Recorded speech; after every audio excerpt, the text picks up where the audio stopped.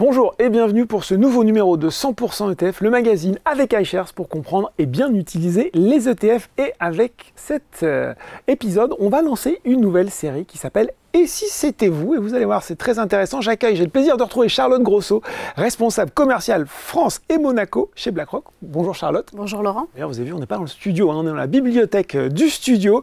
Et justement, je retrouve Youssef qui va nous parler de son expérience d'investisseur. Bonjour Youssef. Bonjour Laurent.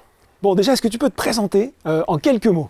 Bien sûr, donc je m'appelle Youssef, comme tu viens de le dire, et puis j'ai 34 ans, je suis pompier, j'ai un enfant. D'accord. Et je suis depuis un petit investisseur à ma hauteur depuis maintenant 2015. Donc. Investisseur depuis 2015, justement, qu'est-ce qui a fait le déclic? Parce qu'on dit souvent, voilà, notamment les jeunes, 34 ans, t'es jeune encore, on se dit bon, on épargne un petit peu, et puis dès qu'il faut passer à l'investissement, souvent ça coince, on trouve que c'est compliqué, qu'on n'a pas les clés pour se lancer. Qu'est-ce qui t'a convaincu, toi, de franchir le pas?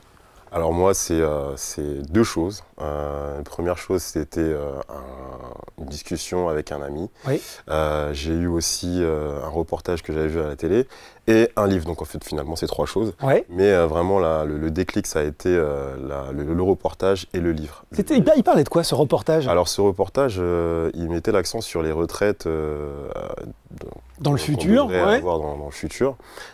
Sauf qu'il y avait un chiffre important. Ce chiffre, c'était le fait qu'il y ait à l'époque, il y avait 4 actifs, c'est ça, voilà, qui cotisaient pour un retraité. Pour un retraité. Ouais. Et puis, il se projetait dans le futur en se disant qu'il y aurait peut-être 2 actifs pour un retraité. Ouais. Donc, je me suis posé la question, est-ce que je ne ferais pas partie de ces gens-là?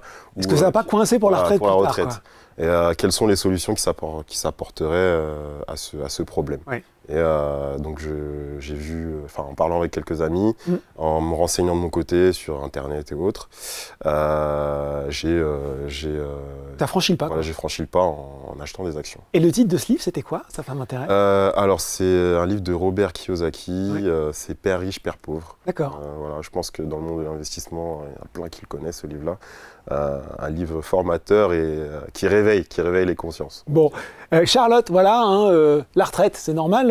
C'est en tout cas, Youssef, dès la trentaine, il s'est dit, tiens, il y a peut-être un truc qui coince. Bon réflexe pour commencer à investir. Je pense que c'est bien effectivement de se projeter, même quand on est jeune, et de penser en fait à son soi futur. Tu l'évoquais, il y a un certain nombre de questions qui se posent aujourd'hui sur l'avenir des retraites. Et c'est très bien de pouvoir peut-être prendre les choses en main très tôt. Plus tu as de temps devant toi, plus tu vas pouvoir également prendre du risque et pouvoir préparer et faire fructifier ton capital. Donc j'ai envie de dire, il n'y a pas d'âge pour commencer à investir pour sa retraite. Et il y a beaucoup de dispositifs aujourd'hui qui s'ouvrent aux jeunes investisseurs, on va dire, comme le PER notamment, qui est un très bon outil pour pouvoir préparer sa retraite. Bon, une fois que le déclic est là, c'est pas le tout. Il faut commencer à investir. J'imagine que tu avais de l'épargne de précaution déjà. C'est ça. Comment tu as appris? Comment tu t'es lancé? Et puis surtout, parce que tu es dans un métier à risque, ça m'intéresse, comment tu as considéré le risque que représente l'investissement aussi? Alors, comment j'ai commencé à investir? Déjà par les livres, certains livres qui m'ont, comme celui que je viens de citer tout à l'heure, par la discussion avec des collègues, parce que je suis dans un milieu où effectivement c'est un peu fermé, mais les pompiers anticipent pas mal de choses. C'est un peu, on va dire... Il faut prévoir son après-carrière, en fait. C'est ça, exactement. Voilà, on anticipe, comme pour un incendie, on va anticiper les actions qui vont être mises en place pour pouvoir réussir l'incendie. La mission, quoi, en fait. Au meilleur.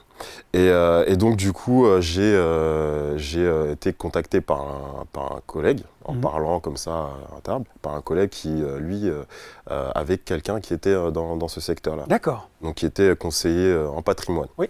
Donc, en échangeant avec lui, il m'a donné plusieurs informations sur comment je pouvais épargner efficacement. Parce qu'à l'époque, donc, moi, ce que je connaissais, c'était les livrets. Livret A. L'épargne réglementée, quoi. Voilà, exactement. Sûr, mais avec un rendement qui n'est pas toujours. C'est ça, exactement. Sur du long terme, quand on voit l'inflation, ce type de choses qui font que l'épargne, en fait, elle est peu rentable. Elle est peu rentable. Les 3% que rapporte le livret A ne sont pas, sur la durée, quelque chose qui va me permettre de vivre sereinement plus tard. Donc je me suis dit, je vais pas être pas écarter ça totalement, parce que c'est important, Ouais. mais le mettre de côté et voir ce qu'il pourrait avoir d'autre plus rentable. Et donc, on m'a parlé des actions, on m'a parlé de SCPI, voilà, de plusieurs fonds d'investissement pour dynamiser mon épargne. Et de là, je me suis pris un peu de passion. Et c'était parti, quoi. Voilà, j'ai éparpillé.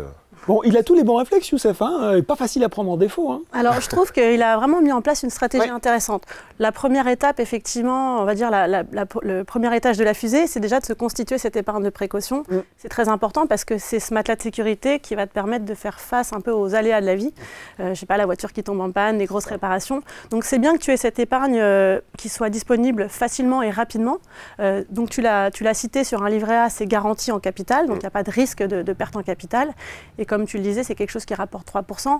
Là où je trouve que son réflexe est intéressant, c'est de se questionner sur l'inflation. Oui. Cette inflation, c'est vraiment l'ennemi invisible de notre épargne. Peu de gens le savent, mais ça va avoir un impact très fort en fait, sur le long terme.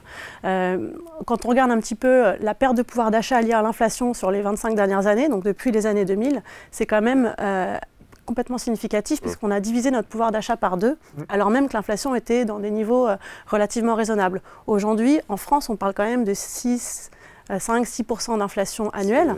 Donc rapporté au rendement du livret A, ça pose question. On se dit que ce livret A, il va te permettre de préserver plus ou moins ton pouvoir d'achat. Mais si tu as vraiment des objectifs d'investissement à long terme, peut-être qu'il y a une question à se poser. Et cette question, c'est qu'est-ce que je veux faire de mon restant à vivre? Donc c'est cette somme qui est disponible sur ton compte chaque mois une fois que tu as payé les charges récurrentes, le loyer, les loisirs aussi. Les courses et loisirs. C'est super important. Mais est-ce qu'il n'y a pas peut-être quelque chose à faire pour placer cet argent sur quelque chose d'un peu plus dynamique, comme tu disais, et avec un peu plus de risque, bien sûr, mais essayer d'aller chercher ce rendement potentiellement plus important. Bon, Youssef, il a commencé avec les actions, c'est ce que tu nous as dit. C'est ça. On est dans 100% ETF, forcément. Alors, je te pose la question, est-ce que tu connaissais les ETF à l'époque? Est-ce que voilà, on te les a proposés ou est-ce que tu connaissais? Alors, les ETF, je ne les connaissais pas. Oui. Je ne les connaissais pas à l'époque. Je me suis renseigné sur les différents fonds qui pouvaient battre le marché. Oui. Entre guillemets. Les ETF se sont présentés sur... Quand on fait des recherches un peu sur Internet, on va dire que l'algorithme commence à comprendre sur quel secteur on y va. Et tout de suite, il y a les ETF qui sont apparus. Donc, je me suis renseigné sur les différents ETF qu'il pouvait y avoir, dont ceux que j'ai sur des comptes titres. Oui. Parce que du coup, j'ai un PEA donc, chez Boursorama et compte titre. Donc j'investis sur compte titre avec des ETF et sur le PEA, c'est en actions mais uniquement européenne. Parce qu'on ne peut pas investir sur le monde, mais européenne. Déjà ça permet d'avoir une bonne rentabilité. Oui. Question aussi, puisque tu es jeune, est-ce que tu as cédé au charme des crypto-monnaies? Alors, comme tu le dis, effectivement, j'ai cédé on ne peut pas y échapper. C'est vraiment un phénomène qui touche une bonne partie des jeunes, de tout secteur. Qui n'a pas entendu parler de la crypto-monnaie? Du Bitcoin, qui bat des records. Voilà. Enfin, je pense que tout le monde en a entendu parler et ce serait dommage, je pense, avec l'engouement que ça, de se priver de la vague, de ne pas surfer sur la vague. Sur quelle fraction de ton portefeuille, si tu peux nous le dire? Alors, les crypto-monnaies, en sachant que c'est quelque chose de très volatile, j'ai pas mis énormément d'argent dessus. Pour dire une bagatelle, c'est que je mets de l'ordre de 50 € à peu près tous les mois sur les crypto-monnaies. Je me dis que c'est de l'investissement, peut-être à perte. Je me dis que plus tard, ça va peut-être gonfler et que ça va me permettre d'avoir une grosse somme. Donc, pour moi, c'est de l'investissement sur lequel je ne compte pas. On va dire les 50 € et si un jour ça marche très bien, tant mieux. Si ça ne marche pas, j'aurais tenté. Et je serais peut-être heureux ou pas. Bon, il y a plein de bons réflexes là-dedans, parce que moi j'ai pêle-mêle retenu le fait d'investir régulièrement des petites sommes, ça on aime. Il y a la mise en place de versements programmés, il y a aussi une bonne appréhension du risque sur la volatilité des cryptos, et en même temps, on peut trouver ça quelque part paradoxal qu'il ait été finalement plus enclin à commencer par les cryptos, qui sont quand même par nature plus risqués que par un ETF. Effectivement, ça peut paraître un petit peu contre-intuitif, Youssef, puisque quand tu regardes le niveau de risque qu'il y a sur une crypto par rapport à d'autres investissements plus diversifiés, tu te rends compte effectivement que les facteurs de risque qui impactent le cours de ta crypto, c'est des facteurs externes qui sont difficiles à mesurer et finalement, c'est un peu plus risqué. On ne peut pas parler d'investissement bon père de famille quand on parle de crypto. Ouais. C'est plutôt quelque chose d'un peu exotique et c'est la raison pour laquelle généralement, on conseille que ça reste une proportion assez raisonnable, mesurée d'un portefeuille, tandis qu'on aurait plutôt tendance à conseiller à un premier investisseur en bourse d'aller sur des actifs diversifiés tels que des ETF qui vont apporter une très grande granularité et une exposition très diversifiée au marché boursier. Justement, Youssef, il disait une chose intéressante, il disait oui, j'ai compris que c'était des fonds qui permettaient de battre les indices. Alors effectivement, ce sont des fonds, oui, et là-dessus tu as raison, puisqu'en fait ce sont des paniers de titres, que ce soit des actions ou des obligations, très diversifiés. On retrouve en général des centaines, voire des milliers de valeurs dans un ETF. En revanche, leur objectif premier, c'est vraiment de te permettre de répliquer la performance de l'indice, donc de t'offrir la performance de l'indice plutôt que d'essayer de le battre. Qu'est-ce que c'est qu'un indice? Un indice, ça va représenter un marché financier, donc par exemple le marché français. On peut penser à l'indice MSCI France qui te permet de prendre une exposition aux 61 premières sociétés françaises et en achetant une part d'ETF, tu accèdes en une seule transaction à la performance de 61 entreprises, donc très diversifiées par nature et aussi accessibles sur des montants qui sont faibles puisque tu peux accéder à un ETF à partir de 25 €. Bon, avec une limite, il faut le préciser, de 100 € sur Boursorama, mais c'est toujours plus accessible qu'une action Hermès qui vaut plus de 2000 € aujourd'hui, il faut le rappeler. Donc effectivement, les ETF, une bonne façon de faire ses premiers pas en bourse, très démocratique aussi, puisque que tu sois un investisseur institutionnel qui investit 100 millions d'euros ou bien un jeune qui met 100 € dans son PEA, c'est exactement les mêmes frais de gestion. Donc ça permet effectivement de rendre l'investissement accessible à tous. Qu'est-ce que tu as aujourd'hui du coup en ETF, en portefeuille? En portefeuille, donc j'ai des fonds américains sur mon compte titre, donc plusieurs fonds américains. Sur le PEA, j'ai pas encore d'ETF. Mais on peut peut-être, Charlotte, justement, conseiller, pas conseiller, mais en tout cas, on voit qu'il a une très bonne base. Youssef, il a commencé, il est déjà diversifié. Sur la partie ETF, il y a eu un webinaire qui a été fait récemment avec iShares et Boursorama où on a approché un petit peu cette stratégie du cœur satellite. Comment ça pourrait s'illustrer dans ce que fait Youssef actuellement? Donc effectivement, il a déjà fait le premier pas, qui est le plus coûteux, c'est celui d'acheter un ETF. Donc en l'occurrence, tu as acheté le marché américain avec un ETF qui contient 500 titres, donc c'est déjà bien diversifié. Tu peux aussi envisager d'aller diversifier encore plus largement en achetant le monde. C'est une stratégie d'ailleurs qui est adoptée par beaucoup d'investisseurs en Europe qui, on le disait, une bonne pratique c'est d'investir régulièrement et qui chaque mois vont investir, dans le cas de l'Allemagne, entre 180 et 200 € dans des stratégies très diversifiées mondiales. Donc ça c'est la première étape.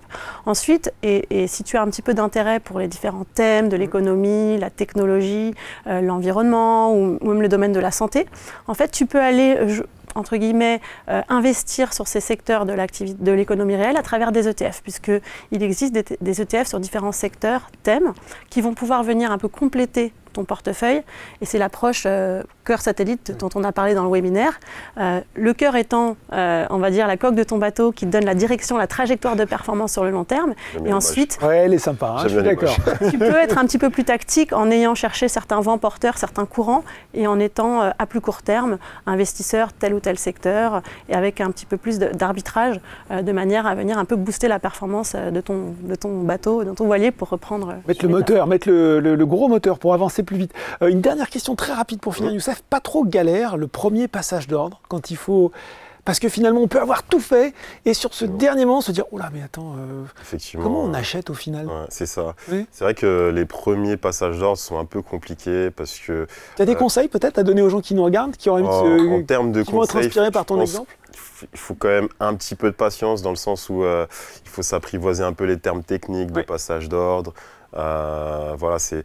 Sur les premiers passages, ça va être compliqué parce que bon, après le site est bien fait parce que je sais qu'à chaque passage d'ordre, vous avez une petite icône avec un i, donc comme information. Il y a juste à cliquer dessus, il y a un petit laïus avec dire à quoi l'ordre correspond en fait. À quoi l'ordre correspond, pourquoi vous ne pouvez pas le passer, est-ce qu'il faut en acheter 2, est-ce qu'il faut en acheter 1. Enfin, il y a plein de précisions qui permettent derrière de pouvoir passer l'ordre sans problème. Mais c'est vrai qu'au premier abord, c'est un peu Technique, voilà, peut-être. Comment on surmonte ça, Charlotte? Non, c'est vrai, je pense qu'il y a un certain nombre d'obstacles à la première souscription. Un peu de patience. Il y a pas mal d'obstacles parfois à la première souscription. Il ne faut pas se décourager. Première chose à faire, c'est choisir ce qu'on va mettre dans son enveloppe, que ce soit le compte titre, l'assurance vie ou le PEA. Pour ça, tu peux en fait retrouver l'ISIN, qui est l'identifiant international de ton produit. Chaque produit en a un unique qui va te permettre en fait de choisir et de sélectionner ton produit. Une fois que tu as fait ça, tu vas devoir regarder si tu peux investir en montant ou en part. Donc, parfois, il y a des montants de souscription minimum, notamment sur Boursorama à partir de 100 € sur les ETF. Donc ça, c'est à prendre en compte. Et enfin, tu vas choisir le type d'ordre que tu vas utiliser. Par défaut, sur Boursorama, c'est les ordres à cours limité qui en fait offrent une bonne protection tout simplement parce qu'ils vont te permettre d'acheter ton ETF et de déterminer toi-même à quel prix maximum tu veux l'acheter. Ce qui veut dire qu'entre le moment où tu passes ton ordre et le moment où il est exécuté sur le marché, même s'il y a entre guillemets beaucoup de volatilité, que le prix remonte, eh bien tu n'achèteras pas au-dessus d'un certain prix que tu as déterminé toi-même pendant la durée de la validité de l'ordre. De l'ordre, qui peut être d'une semaine, d'un mois. En fait, tu choisis toi-même. Et ben voilà, des conseils, de la stratégie, des exemples concrets et puis une discussion qui va sans doute se poursuivre en hors champ après ce premier numéro de Et si c'était vous? Merci beaucoup Youssef. Merci Laurent. Merci Charlotte. Merci. 100% ETF, c'est fini pour aujourd'hui, mais on se retrouve très bientôt pour un nouveau numéro.